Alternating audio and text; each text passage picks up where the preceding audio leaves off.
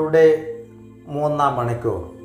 സംഖ്യാപുസ്തകം 4 അധ്യായം 21 മുതലുള്ള വാക്യങ്ങൾ. കർത്താവ് മോശയോട് അരുളി ചെയ്തു, കുലവും കുടുംബവും അനുസരിച്ച് ഗർഷോന്യരുടെ കണക്കെടുക്കണം. 30 മുതൽ 50 വയസ്സുവരെ സമാഗമ കൂടാരത്തിൽ സേവനം ചെയ്യാൻ ശേഷിയുള്ളവരുടെ എണ്ണമെടുക്കുക. ഗർഷോന്യ കുടുംബങ്ങൾക്ക് ശുശ്രൂഷ ചെയ്യുന്നതിലും ഭാരം വഹിക്കുന്നതിലുള്ള പങ്ക് ഇതാണ്: കൂടാരവരികൾ, സമാഗമ കൂടാരം, അതിൻ്റെ ആവരണം, കൂടാരവാതിലിൻ്റെ തിരശ്ശീല, കൂടാരത്തിനും ബലിപീഠത്തിനും ചുറ്റുമുള്ള അങ്കണത്തിൻ്റെ വിരികൾ, അങ്കണ കവാടത്തിലെ യവനിക, അവയുടെ ചരടുകൾ, അവിടെ ശുശ്രൂഷ ചെയ്യാനുള്ള ഉപകരണങ്ങൾ എന്നിവ അവർ വഹിക്കണം. ഇത് സംബന്ധിച്ചുള്ള എല്ലാ കാര്യങ്ങളും അവർ ചെയ്യണം. ഭാരം വഹിക്കലും ഇതര സേവനങ്ങളുമടക്കം തങ്ങൾ ചെയ്യേണ്ട എല്ലാ ജോലികളിലും ഗർഷോന്യർ അഹ്റോൻ്റെ പുത്രന്മാരുടെ നിർദ്ദേശങ്ങൾ അനുസരിക്കണം. അവരുടെ കർത്തവ്യങ്ങൾ നീ ഏൽപ്പിച്ചു കൊടുക്കണം.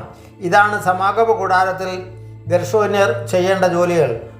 പുരോഹിതനായ അഹ്റോൻ്റെ പുത്രൻ ഇത്താമാറിൻ്റെ മേൽനോട്ടത്തിലായിരിക്കണം അവരുടെ ജോലി. ഈശോയിൽ സ്നേഹമുള്ളവരെ, സമാഗമ കൂടാരത്തിലെ ജോലി ചെയ്യുവാൻ തിരഞ്ഞെടുത്തിരിക്കുന്ന ആളുകളെ അതിന് നിയോഗിക്കാനും അവർ ചെയ്യേണ്ട ജോലികൾ എന്താണെന്ന് നിർദ്ദേശിച്ചു കൊടുക്കുവാനും അത് കൃത്യമായിട്ട് അവരെ കൊണ്ട് ചെയ്യിക്കുകയും ചെയ്യുന്ന അതാണ് നാം ഇന്ന് വായിച്ചു കേട്ടത്. ഉത്തരവാദിത്തങ്ങൾ കൃത്യതയോടുകൂടി നിർവഹിക്കുവാൻ അവരെ പ്രാപ്തരാക്കുകയും അവരെ ബോധ്യപ്പെടുത്തുകയും അവരെ കൊണ്ട് ചെയ്യിക്കുകയും ചെയ്യുന്ന ഒരു പ്രക്രിയ ഇവിടെ നമുക്ക് കാണാം. പ്രിയമുള്ളവരെ, ഇത് എന്നത്തെയാണെന്ന് ഓർക്കണം. അന്ന് പോലും കൃത്യതയോടുകൂടി ഓരോ ഉത്തരവാദിത്തങ്ങൾ ഏൽപ്പിച്ചു കൊടുത്ത് അത് ആ ഏൽപ്പിക്കപ്പെട്ടവരെ കൃത്യമായിട്ട് അത് ചെയ്യുന്നുണ്ടോ എന്ന് മോണിറ്റർ ചെയ്ത് പോരായ്മയുണ്ടെങ്കിൽ തിരുത്തിക്കൊണ്ട് പോകുന്ന ഒരു നല്ല സംവിധാനം നമുക്കിവിടെ കാണാൻ പറ്റും. ഇന്ന് നമ്മൾ ഈ ചിന്തകളിലേക്ക് കടന്നു പോകുമ്പം നമ്മുടെയൊക്കെ ഉത്തരവാദിത്തങ്ങൾ അറിഞ്ഞ് കണ്ട് അത് മനസ്സിലാക്കി അതനുസരിച്ച് നമ്മൾ ചെയ്യുന്നുണ്ടോ എന്ന് ഒരു വിലയിരുത്തലിന് ദൈവം ഇവിടെ നമ്മളോട് ആവശ്യപ്പെടുകയാണ്. ദൈവം നമ്മളെ ഏൽപ്പിച്ചിരിക്കുന്ന കുറേ ഉത്തരവാദിത്വങ്ങളുണ്ട്. ഈ ഭൂമിയിലേക്ക് നമ്മളെ ദൈവം സ്വർഗത്തിൽ നിന്നും നമ്മുടെ അമ്മയുടെ ഉദരത്തിൽ ഉരുവാക്കി പറഞ്ഞു വിട്ടപ്പം മുതൽ ദൈവത്തിന് ചില ഉദ്ദേശങ്ങളും ലക്ഷ്യങ്ങളും നമ്മളെക്കുറിച്ചുണ്ട്. എഫെസസുകാർക്ക് എഴുതിയ ലേഖനത്തിൽ കൃത്യമായിട്ടത് പറഞ്ഞു വെക്കുന്നുണ്ട്. എൻ്റെ അമ്മയുടെ ഉദരത്തിൽ ലോകസ്ഥാപനത്തിന് മുമ്പ് തന്നെ അവൻ എന്നെ ക്രിസ്തുവിൽ തെരഞ്ഞെടുത്തു.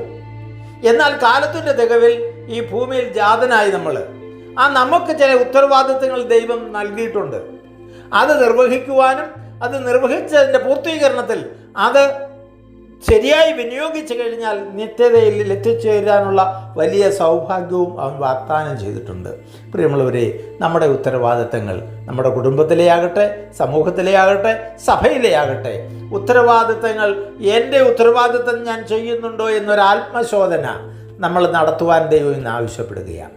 നമ്മൾ പലപ്പോഴും നമ്മളുടെ ഉത്തരവാദിത്തങ്ങൾ ചെയ്യാതെ മറ്റുള്ളവരുടെ കുറ്റങ്ങൾ കണ്ടുപിടിക്കുവാനും അത് വിമർശിക്കുവാനും ആ ഒരു തലത്തിൽ നമ്മൾ പോകുന്ന സ്വഭാവം നമ്മളിലുണ്ടെങ്കിൽ ഇന്ന് നമുക്ക് അതിൽ നിന്നൊരു മാറ്റം ചിന്തിക്കാം. എൻ്റെ ഉത്തരവാദിത്തം എൻ്റെ കുടുംബത്തിലാണേലും സഭയിലാണേലും സമൂഹത്തിലാണേലും എൻ്റെ ഉത്തരവാദിത്തങ്ങൾ, ജോലി കാര്യങ്ങളിൽ പോലും ഉത്തരവാദിത്തപൂർണമായ ജോലി ചെയ്യുവാനും അതൊക്കെ കൃത്യതയോടുകൂടി പാലിക്കുവാനും ഒക്കെ കടപ്പെട്ട ക്രൈസ്തവരെ ഇന്ന് എവിടെ നിൽക്കുന്നു? നമുക്കൊന്ന് ചിന്തിക്കാം. അത് ദൈവഹിതത്തിന് വിരുദ്ധമായിട്ടുള്ളതെന്നെല്ലാം പിന്തിരിഞ്ഞുകൊണ്ട് കർത്താവിനോട് ചേർന്ന് നിന്ന് ശുശ്രൂഷ ചെയ്യാനുള്ള കൃപ ദൈവം നമുക്ക് തരട്ടെ. പിതാവിൻ്റെയും പുത്രൻ്റെയും പരിശുദ്ധാത്മാവിൻ്റെയും നാമത്തിൽ ആമേൻ.